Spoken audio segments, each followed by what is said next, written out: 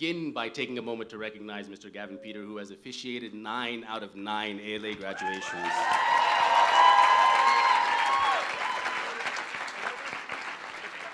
I'm not sure what we will do without you next year, but I am told that holographic technology is making bounds of progress, and so we'll beam you in. Mr. Chairman, in absentia, esteemed members of the Board of Trustees, honored parents and guests, treasured colleagues, alumni present in person and virtually, let us begin with gratitude.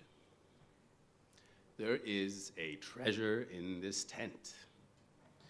A treasure that none of us alone can ever own, but that itself is woven from our shared presence, commitment, conviction, and celebration. I invite you to take a moment and give earnest thanks in whichever way you best give thanks for the confluence of fortune and force that has granted us this blessed gathering of all the love, all the light, the strength, and the potential of Africa.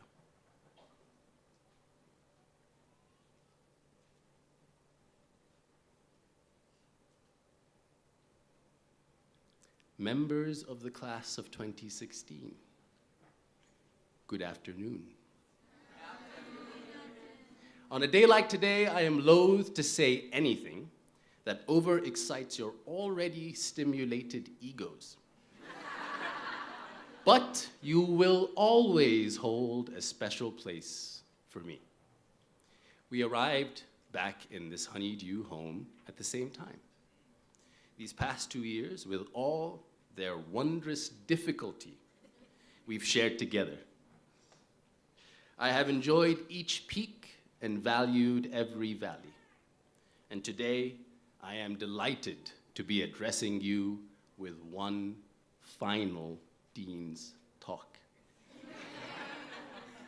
I feel naked without my clicker and without my PowerPoint slides, but we'll begin with the same norms. Thank you for paying attention. Laptops, daydreams, phones, away. I will endeavor not to waste your time, and I hope now that you will no longer be a captive audience, that we can begin a lifelong conversation. In spite of all protestations to the contrary, I will not be speaking today any further on the topic of bananas. But where's Aqua?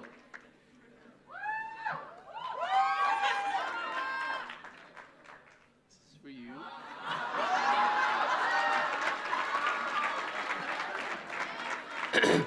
In case you're wondering, bananas continue to be under threat around the world, and so you have your work cut out for you. I want instead to talk to you about evolution. First, let me cite my sources and say that much of what I will talk about today, thank you, Ayanda, appreciate it. Much of what I'll share today comes from a terrific science reporting podcast called Radiolab. I encourage you very much to check it out and give it a listen, just not right now because I'm busy speaking.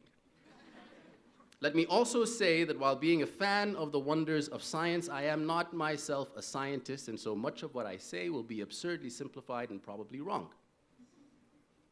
There is a concept in evolutionary history called energetic canyons. The idea is that over the course of millennia, life arrives at junctures where the next stage of evolution requires more energy than the current forms of life are able to muster. In order for evolution to proceed, some radical change must take place that unlocks the potential available in the environment. It isn't sufficient to keep doing things the same way. An entirely new paradigm must emerge. So think of this like a vehicle or an automobile in its highest gear going at its maximum speed. It can't go any faster or use energy any more effectively without a new gear being developed. So the first energy canyon I want to talk about today describes a mysterious occurrence in human evolution that transpired some 1 million years ago. The transition from Homo habilis, our distant bipedal ancestor, to Homo erectus, the first pre-humans to develop significantly larger brains. Big brains are great. They support all sorts of higher order thinking and presumably are responsible for this strange and wonderful thing called consciousness. The thing about having a big brain, though, is that it requires a great deal of energy to make and sustain. Brain tissue consumes 20 times more energy than bone tissue, for example. But where does all this energy come from? If you observe the primate relatives of our ancient ancestors, chimpanzees, for instance, you'll find that they go about half the day consuming raw foods and spend the other half of the day digesting them. In order to grow bigger brains, our ancestors needed to consume more nutrients, but even the richest raw foods, there weren't enough hours in the day to sustain the necessary development. Evolution was stuck in an energy canyon. We needed more energy in order to produce larger brains, but we simply could not extract the energy quickly enough. Richard Wrangham, a biological anthropologist, proposes a hotly contested theory for how we got out. No, not bananas, although that would have been wondrously magical. Wrangham proposes that the answer instead is cooking. You see, fire or heat helps to break down foods and makes the nutrients in them more readily available for our digestion. So instead of chewing a raw side of meat for hours and then waiting hours more for your stomach to break it down, you cook it, enjoy it promptly, and have a good time digesting it while you sit quietly in prehistoric prep, contemplating the wonders of the universe. Cooking, Wrangham proposes, was the single most important evolutionary invention. 1 million years ago, it is proposed that cooking propelled our ancestors out of the energy canyon and into conscious life. With cooking in our repertoire, our teeth got smaller because we didn't have to chew as much, and our brains got bigger. And presumably, we stopped having to worry so much about finding food and finding the time to chew the food, and began worrying more about things like technology, politics, love, and eventually, Snapchat. While Wrangham's theory is hotly contested, evidence recently unearthed in this country, in the Wonderwerk Cave in the Northern Cape, supports the idea that even as far back as 1 million years ago, our ancestors were learning to control fire. If this theory is true, it presents an eerie parallel to the story of Prometheus, who stole fire, knowledge, from the gods. The first tool for getting out of energy canyons is knowledge. I'd like to bring your attention now to an energetic canyon that is somewhat more widely accepted and a little further back in time. Long, long before the first bowl of Indomie was ever cooked, 4 billion years ago, in fact, life was stuck in another energetic canyon. Picture the planet covered in oceans, teeming with life. Millions upon billions of single-celled organisms, roiled in the oceans, soaking up the sun and multiplying. These single-cell organisms could do magical things, such as digesting thick oil, speaking to each other, or even creating electricity. In order to do more of these tricks, however, and especially in order to combine these tricks, these cells needed different sorts of DNA. And the problem with DNA, much like a bigger brain, is that the more of it you have, the more energy you need in order to sustain and duplicate yourself. DNA is expensive, so life was stuck in a canyon of simplicity. For more complex life to emerge, more energy had to be captured, but more energy could not be captured without more complex life. I'm almost through with the science, guys, don't worry. I'm getting there. So things proceed in this fashion. Oceans teeming with simple life, bacteria dreaming, of doing more tricks but unable to muster the energy to learn those tricks for at least 2 billion years. In fact, life could very well have stayed in this simple state, uncomplicated, forever. Those of us lamenting Egypt's swift and tragic exit from the World Cup perhaps would have preferred that story of evolution. But then, something fantastic happened. At some point, one single-cell organism, a bacterium, moved into another single-cell organism, an archaeon. Now, typically, when this happens with cells, one of the two cells or both of them will die. Cells are not very good roommates. Not this time, however. The inside cell, we'll call it the immigrant, was very, very good at making energy. Why are you laughing, Mr. Peter? You're a permanent resident now, and it doesn't count. The outside cell, the host, had really big ideas for what it wanted to achieve, and they struck a magical balance. This is the theory of endosymbiotic evolution. From this moment was born the snaps for that, awesome. What an erudite audience. I'm pretty sure that's the only time in history endosymbiotic evolution got snaps. So those, yeah, science. From this moment was born multicellular life. From that single microscopic event. And scientists believe that this may have happened literally only once in all the history of life on our planet. From that single microscopic marriage was born all complex life. All fungus, all plants, all fish, all lions, and even Mr. Peter. We are all descended from that single fateful act of immigration. And if anyone ever asks you what immigrants have done for the world, encourage them to consider if they'd rather be a single-cell organism. I'd like to pause on this energetic canyon for a moment and introduce its star player. You see, that ancient immigrant, the inside cell, was none other than the mitochondria. Students of biology will recognize this organelle as the powerhouse of the cell. Yes, the mitochondria is the powerhouse of the cell. All of us seated here today carry inside us trillions of mitochondria. Every one of our cells is fueled by these little descendants of bacteria, which are a fundamental part of our being. In fact, they make up 40% of our biomass. 40% of you is immigrants. The power of mitochondria comes from its ability to generate electricity.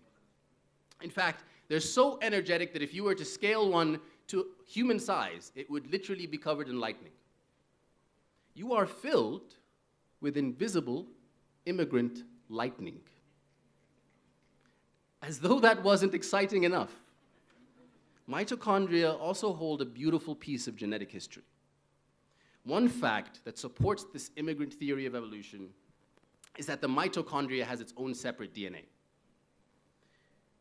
This is why we can compare mitochondria in different beings and find affinity. As a result of the reproductive process in humans, this mitochondrial DNA in human beings is only passed down through women. All human mitochondrial DNA in every single person alive today, it would appear, comes from a single common female ancestor that was alive 100,000 years ago. To be clear, I want to restate this. Every single human being alive today has a literal common mother, and she is called mitochondrial Eve. Why am I so focused on the mitochondria? If nothing else, I hope that it encourages you men to respect, revere, and enable women. They carry half of history and all human energy. So let's review. 2 billion years ago, we had an energetic canyon with simple life. The brave immigrant mitochondria got us out of that canyon by making energy available inside the cell and propelling evolution into its complex form. Cooperation unlocked potential. 1 million years ago, we had an energetic canyon until some genius, frankly, also probably female, stole fire from the gods and figured how to use heat to unlock nutrients. Entrepreneurial knowledge unlocks potential. Cooperation unlocked potential, entrepreneurial knowledge unlocked potential. This brings me to the third and final energetic canyon, which I would like to propose surrounds us today. A few months ago, speaking at the Skoll World Forum, our co-founder, the Right Honorable Dr. Professor Fred Swaniker, presented a startling challenge. By the end of this century, by 2100, 40% of the world's population will be African. He went on to stress that even sooner, by 2035, 6,000 days from today, or 6035 specifically, Africa will have the largest workforce in the world. What Mr. Swaniker did not have time to mention, but that I think really drives this point home, is that 1 in every children born between 2050 and 2100, 1 in every 10, will not just be African, will not just be West African, but will specifically be Nigerian. 1 in 10. That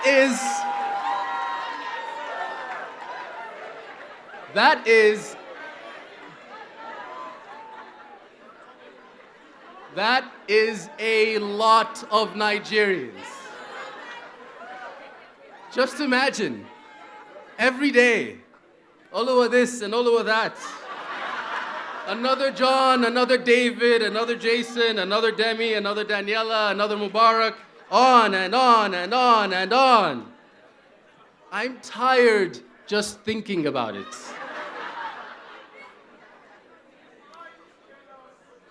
By 2050,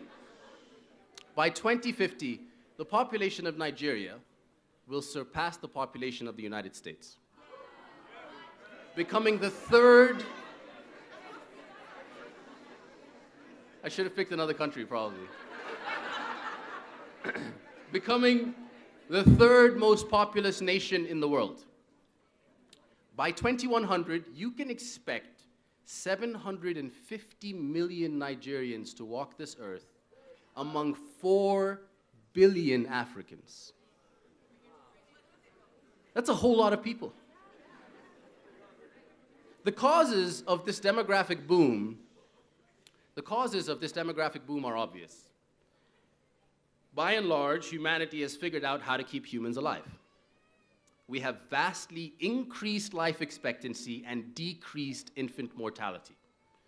Infants are staying alive, and they are going on to live longer lives than ever before. There is now immense human potential, African potential, and much, much, much more is on the way.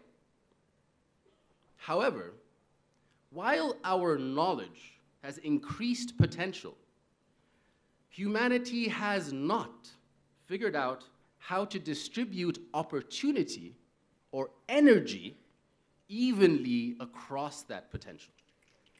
In fact, we seem to be traveling backwards, with the world and Africa becoming increasingly more unequal. If we don't fix this equation with radical rearrangements of money, power, and society, this immense human potential will not only be wasted, but will become a liability. Critically, unlike other energy canyons that life has endured in the story of evolution, This canyon has a ticking clock.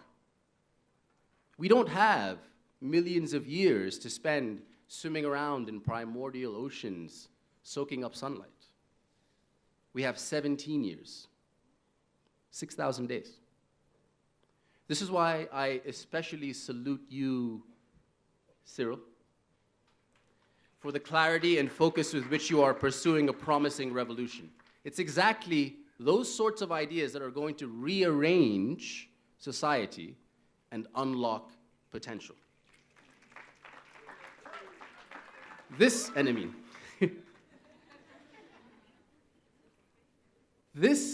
canyon, my friends, is to be the great challenge of your leadership. To enable this century to truly be the African century, to unlock the potential of our people and thus bring humanity out of the canyon. Does this sound like a tall order? Are you scrambling for ideas? Take with you the lessons of the mitochondria. Remember that transformational change is achieved by small things. The mitochondria are not celebrities. In fact, many of you probably didn't know you're walking around filled with mitochondria. Remember as well that the full potential of our continent, and indeed humanity, lies first and foremost in the full and final liberation of women. Remember as well that you are surrounded by a powerful network of enablers. Remember that you have the passion, the wit, and the entrepreneurship of Shore Bergeson. Remember, or Clydine or Cecilia, whoever she's going by. Remember that you have the patience, the diligence, and the excellence of John Kariuki. Remember that you have the hilarious creativity of Sempere and Samad. And the insightful organization of Matlabeli and Winnie. Remember Rati's laughter. Remember Aqua's banana science. Remember Timmy's magic, both literal and figurative. Remember just how tall Dokata is and just how hard he works. Remember Cynthia's diligence and Flower's insistence. Remember, most of all, that each one of you is filled with 40 trillion bolts of lightning, immense and magical potential. Each one of you a mitochondria in the great, rising, heaving belly of African potential. Remember that you have work to do, and 1 billion people are looking on as you do it, soon to be 4. Remember, finally, that there are 1,000 almost ALAians ahead of you and thousands more to come, to follow in your wake. Remember that this home will always be here, should you need a place to rest and be re-inspired. Graduates, thank you for your leadership that will guide us out of this canyon. Thank you as well for listening to me one last time. Good luck.